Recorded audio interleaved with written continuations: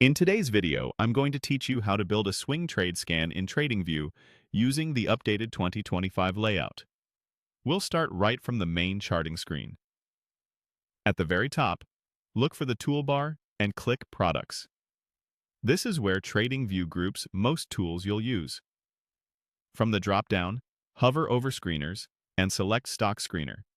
That opens the Screener panel, usually docked at the bottom of your workspace, with a table of symbols and columns like price, volume, and performance.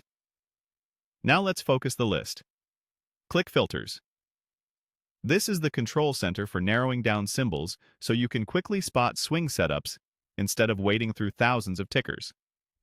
Begin by adding Exchange. Choose the market you actually trade or monitor.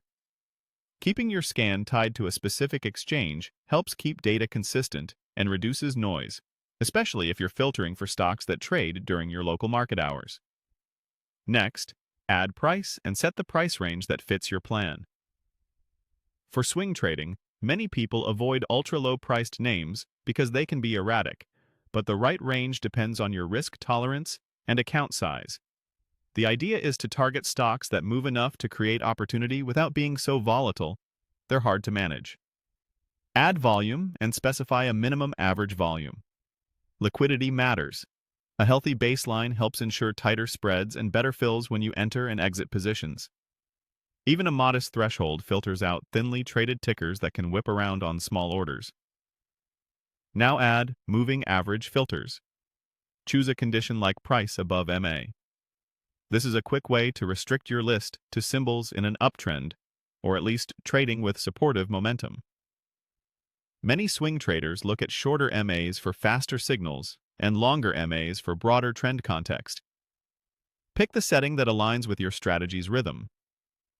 Add performance filters to match your swing time frame.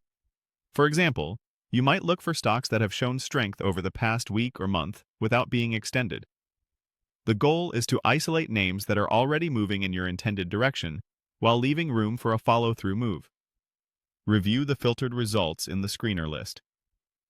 As you adjust filters, the table updates in real time, giving you immediate feedback on how strict or loose your scan is. When you see a symbol that looks promising, click it to open the chart. From here, you can assess structure, momentum, and potential risk levels within your usual charting workflow. If this video helped, please like, subscribe, and share. Thanks for watching. If you want, I can make a super short ClickPath version showing